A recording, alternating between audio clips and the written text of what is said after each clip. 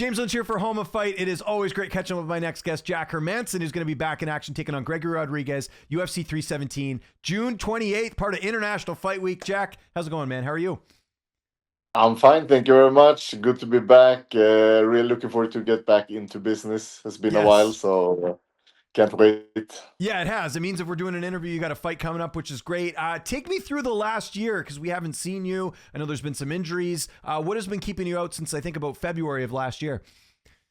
Yeah, so all kinds of different injuries, and I had the surgery as well. So it's just been taking some time to get my body back on track and make it work again. So slowly but surely, I've been getting back into the gym, increasing my training, and yeah, a while ago I felt like okay, it's time to get back into business, and Yeah. yeah. So finally, yeah.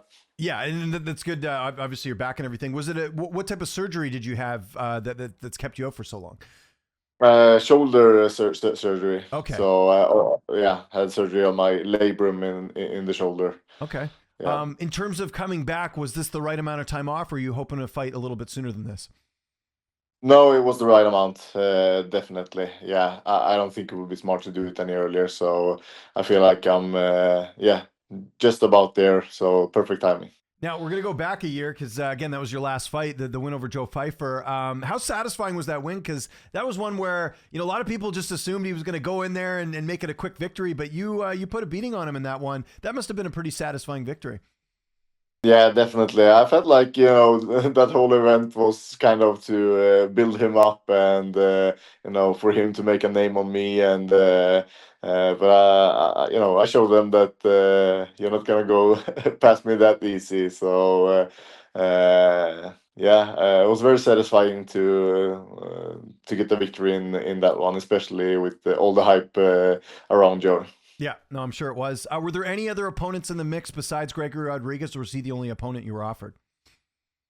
No, there was one more, but I can't remember his name. So Okay, no worries. it wasn't. Not someone ranked It though, I don't wasn't. think. Yeah. It wasn't somebody that I wanted because I barely knew who the guy was. Okay, So so a bit of like a newcomer then. Okay, interesting. So yeah, yeah. yeah. I think the guy had like one fight or something. Yeah. Wow. Okay. Was that a bit surprising? Like you just beat their big prospect. I figured after that fight you were going to get someone ranked just because of all the. Because if Joe would have won that fight, he would have got the ranked opponent.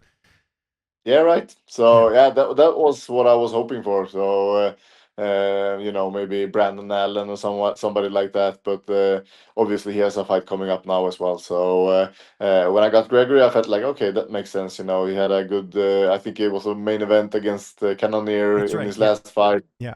And I've been gone for a while, so that's a fair fight. Yeah, So and I I'm was up gonna say up for that. it's a fun matchup, right? Like the two of you, obviously, he's a guy that really brings an intense pace. He's got knockout power. How do you look at this fight stylistically? Because you're very well rounded. We know you got submissions, you got some knockouts as well too. How do you sort of look at this stylistically? I feel like I'm more of the quicker and maybe more high volume fighter when it comes to the stand up, while he's maybe more of a power puncher and pretty even in the grappling. I know he has a solid background in Brazilian Jiu-Jitsu, and obviously I'm a good grappler as well. So stylistically, it should be a pretty even matchup, but we never know until we get in there. For sure. How do you prepare for? I mean, it's kind of interesting that you're fighting Gregory because he's kind of similar to your last opponent, someone that we've seen come out guns a-blazing, go for the quick finish. Is it almost easier to train for someone like him just because that's what you had in your last fight? Yeah, kind of. I know how to deal with those kind of fighters. But on the other hand, it's a different scenario since my last fight was a 5 rounder and this is That's a true. 3 rounder. Got to pace yourself. Yeah, opponents to So pace yourself. it's yeah, it's a little bit hard to use that the same strategy, to ride off the early storm and then go in for it. So you kind of need to be there in the beginning in another way. So I'm preparing for that for sure. Take me through camp. Any cross training, or has it all been back at home base? Who have you mainly worked with leading into this fight? I know we still got a lot of time too. Yeah, so as I usually do it, I do it in Oslo, Frontline Academy with my team, and I'm one of the old dogs now, so there's a lot of young guys coming up that I'm training with, so that's always fun. And I'm also doing some right now I'm doing some training with a really good boxer here in Norway. Just try to do some training with people that are really good in that department as well. So yeah, doing everything I can to sharpen me for this fight. Good stuff. Who are some fighters that you get to train with that are up and comers that maybe we're going to be hearing about soon? You don't have to. I know you'll probably feel like you're excluding someone, but who's just like a name or two that we should be keeping an eye on that you train with right now at Frontline? I would say we have Mohamed Sarai. He's one. He's gonna go into the PFL in July. Okay. 1 week after he doing his debut, 1 week after me, and then we have Seaman Rida. It's another young prospect that you should keep your eyes on. Okay. So yeah. So those are two of the really good up and comers. Good. No, that's good to hear. Because again, you were once one of these fighters that was an up and comer, and now you can kind of pass the torch, which is great. How about the weight cut? Yeah, I know you've been off for a while. You're getting a little bit older, but I know one of the things that comes with obviously fighting for so long is you get more knowledge, more experience when it comes to doing that. It seems like that's really been a strong suit of yours. How is the cut going? Like when will that process start for you to get down to 85? It's going really easy because Nice. in my time off, I was mainly doing like strength training as a rehab and eating a lot. So at one point, I was like 105 kilograms. That's like the heaviest I've ever been. But right now, I'm like 91 kilograms. So I'm super light, probably one of the lightest guys in the division right now. So the weight is not going to be a problem. When are you heading out to Vegas for the card? Because obviously a bit of travel time. And who's coming with you? Who will be in your corner? Yeah, so I'm heading to Vegas the 14th of June, so 2 weeks Oh, in nice. So advance. lots of time then. That's great. Yeah, just to acclimatize and get ready in the right time zone and so on. So, and I'm bringing with me my all-time coach Mohsen Bahari and my grappling coach Eduardo Teta Rios. They're usually the ones that are with me when I'm fighting. So I'm keep staying with the same guys. Yeah, keep it while it's working. You just want to go early to get that free cafeteria food at the PI, right? Because I hear it's pretty good. Yeah, it's not too bad actually. It's Yeah. really nice to have everything prepped for you and ready. It's a luxury that we have when we are in Vegas. How's this fight playing out on June 28th? How do you see it unfolding? I see myself taking control of the fight really early and keeping a high pace and yeah, I really would like to have a finish, a big statement to show everybody that I'm ready for to get back into the rankings again. Main event of your card, really fun fight. We got Ilia Topuria, Charles Oliveira for the vacant title. Who's winning that? Who do you think gets it done? Can't wait for that one. I'm a super big fan of Charles, but Ilia has kind of luck. He's just looks unbeatable at the moment. So I think I will give it to him. And then I got to ask you about this because you wrestled the guy. Khamzat Chimaev is now fighting for your division's middleweight title, obviously coming off that big win over Robert Whitaker. How will that fight with him and DDP play out? Because that's, I think, the fight of the year right there. Oh yeah, that's gonna be an amazing fight, and I think Khamzat is gonna pull it off. But I do think that especially early, I think it's gonna be tough for Dricus. But if he can push the fight into the later rounds, I think he can have an advantage. So it's gonna be a really interesting one. But I will bet my money on Khamzat in that one. But not like some people think that he's just gonna run him over. But I think it's gonna be a tough fight. Yeah, I think so too. I think it's really interesting, especially like you said, if it goes into the later rounds. We've seen DDP go 5 rounds. I know he does look tired, right? Like he has this weird style where he kind of looks like he slows down, but he's gone 5 rounds though, right? Like that's something that's kind of interesting. Where I don't believe Chimaev has before. So no, exactly, and we have seen like in was it like the Burns and Usman fight where he looks a little bit more tired in the later rounds. So yeah.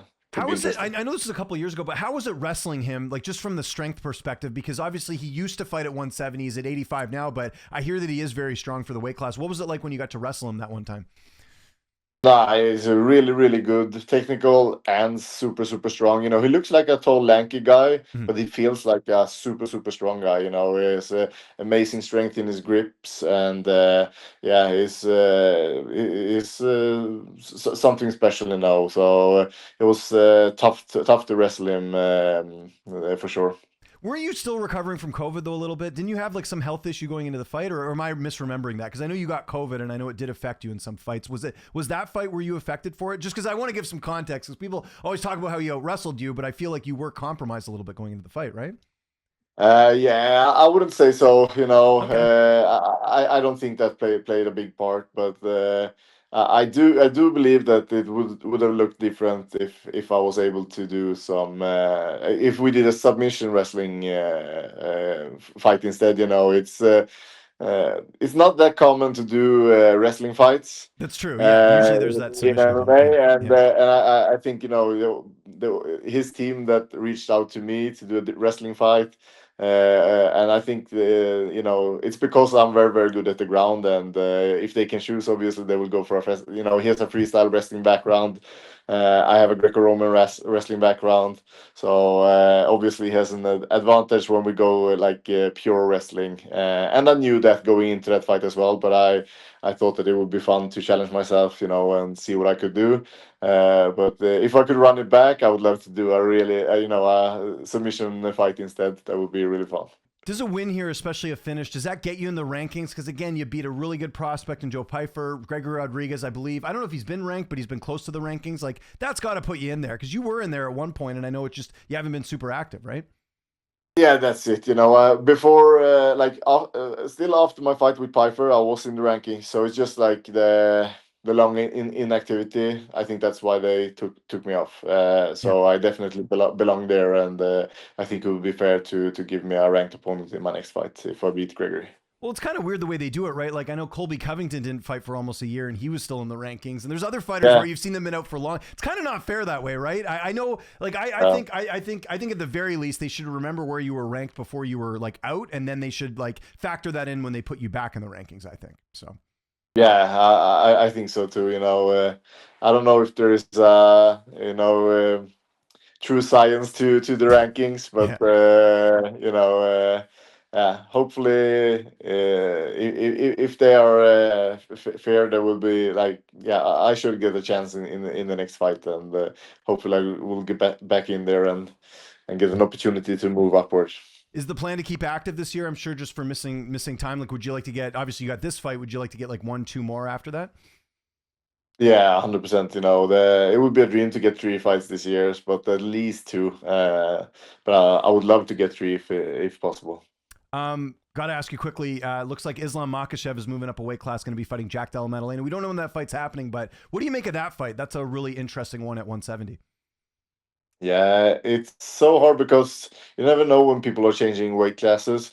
But in lightweight, you know, Islam looks like unbeatable. It's just like maybe, you know, maybe the pound for pound best. He just looks so insanely good. But can he do it in a weight class above? I'm not sure. Really, really hard to predict a fight like that. So who'd you So favor in that fight? Would be my question. uh, I think I still have to say Islam. Okay, Yeah, okay, I think that's fair. so. Um, Yeah, we need to see a few more fights with Jack. He looked amazing against Bilal, but yeah, I don't know, man. It's something about Islam is just so good. and then in your division, we just had Bo Nickal lose a few weeks ago. Not as much backlash as maybe, or sorry, more backlash, I should say, than what happened to Joe Pyfer in your fight. But Yeah, what did you make of that? Because you kind of went through that too, where you had this guy that was expected to, you know, continue to beat everyone, and then you see him lose, and obviously he lost to a pretty good fighter in Reiner de Ritter. yeah. I feel sorry for him, you know, and I think that the UFC probably thought that there would be a good matchup for him, especially after the Paul Craig fight, was it? Yeah, yeah, those Paul Craig. Yeah. So, but when you have a guy that, because the Ritter is a lot better than Paul Craig. Paul Craig has a lot of submissions in the UFC, but he's not that good of a grappler like the Ritter. And when you have a guy like the Ritter, he just knew that he doesn't care if he takes him down, and he could just like purely focus on his stand up and so on. And when Bo gets uncomfortable there, he has the it's kind of a dilemma if he doesn't do it good in the stand up. He needs to take him down in a world that the Reader is really good at. So I thought that was going to be a bad matchup for him.